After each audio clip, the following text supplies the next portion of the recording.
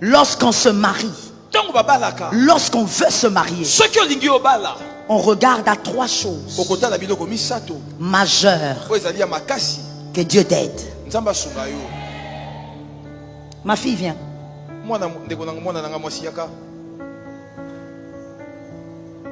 Regardez. Viens.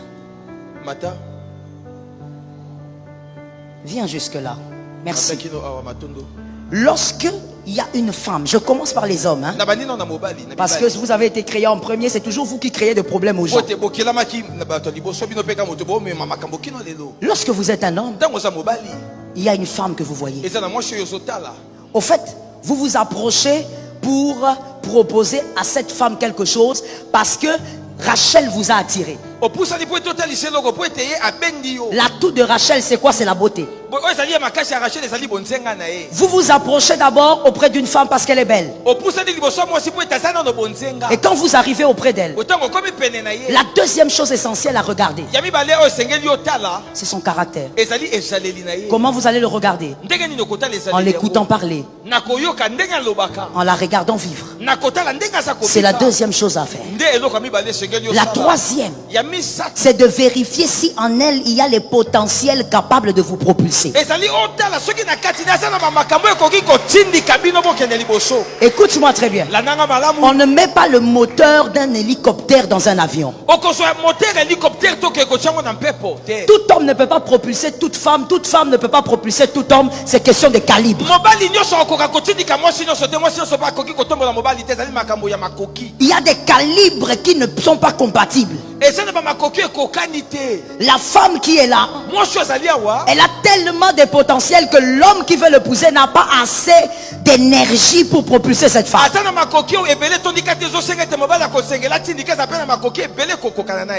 Ça peut être un homme intelligent, mais un homme complexé. C'est-à-dire que lui, face à cette femme qui a beaucoup de potentiel, il se sent déjà complexé. Quand une femme au potentiel extraordinaire épouse un homme complexé, elle a tué sa destinée. Répétez ça. Une femme qui a beaucoup de potentiel comme toi doit épouser un homme qui a assez d'estime pour lui-même.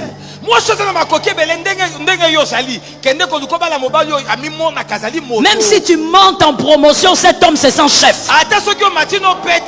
Même si tu montes en gloire, cet homme se sent chef. Même si tu montes en diplôme, l'homme se sent. C'est pas un homme là qui est complexé comme ça là. Façon. Quand il arrive tout près, je vais d'ailleurs dire quelque chose qui va peut-être choquer. C'est pas grave. On est habitué avec ça. Il y a des hommes qui disent attention avec la femme qui a un doctorat. Elle est médecin. Les hommes qui disent ça, ce sont les petits hommes. Aux petits esprits, aux petites pensées. Un homme au grand esprit, même si tu as 40 diplômes, lui il est ton chef et tout va bien. Il ne te gère pas dans les complexes. Qu'est-ce que tu penses? Qu'est-ce que tu penses? Vous savez, quand vous entendez un homme marié répéter à sa femme, qu'est-ce que tu penses? Complexé depuis. Répétez ça. Voilà pourquoi je disais, c'est question de compatibilité aussi. Lorsque vous approchez cette femme, est-ce qu'elle a les capacités aussi de vous propulser? Une femme peut être belle, éloquente, même intelligente, mais sans avoir assez d'énergie pour propulser un homme. Vous devez vérifier, vous épousez qui, my God?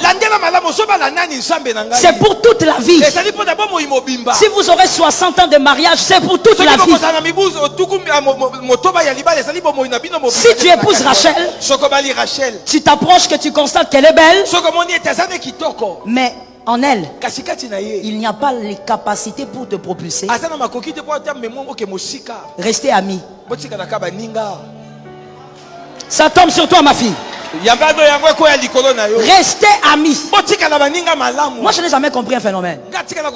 Pourquoi les hommes pensent, surtout les hommes, que si vous entendez bien avec une fille, si vous causez bien avec une fille, c'est qu'elle doit être votre femme.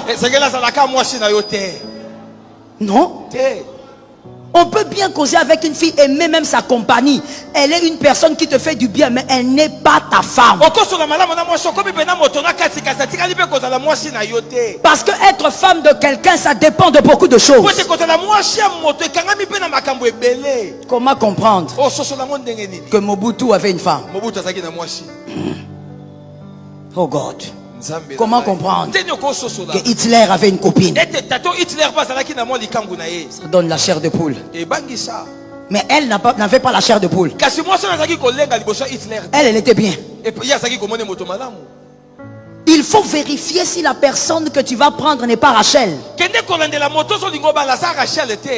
Tu peux prendre une belle carrure mais qui ne croit pas en toi. Vous savez, let me say something. C'est quelque chose d'étrange, mais je vais lancer ça comme ça. Quel homme intelligent m'entende? Vous savez pourquoi lorsque Dieu crée Adam, il crée Ish, il crée Isha, et il décide qu'il soit couvert de la gloire de Dieu, mais pas de vêtements. Pas d'autre chose que de la gloire. Parce que Ève doit être capable de croire en son mari, même en voyant sa nudité.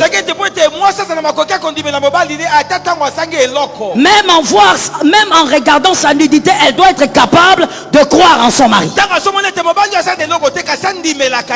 Ce qui fait que des fois des femmes sont des Rachel. Avant le mariage, elles te respectent comme un dieu. Mais pendant le mariage, elles te méprisent. Parce que dans le mariage, elle a vu toutes tes faiblesses, tes incapacités. Elle a vu tes erreurs. Alors elle commence à te diminuer. Je dis à un homme au nom de Jésus, ne rencontre pas une Rachel, une personne qui va te mépriser dedans. Rachel, elle va t'acclamer quand vous êtes fiancés. Rachel, elle sera là presque en train de t'adorer. Quand tu l'appelles, elle court. Elle te donne tous les noms du monde. Mon bébé, mon rat, ma souris, tout. Elle t'appelle.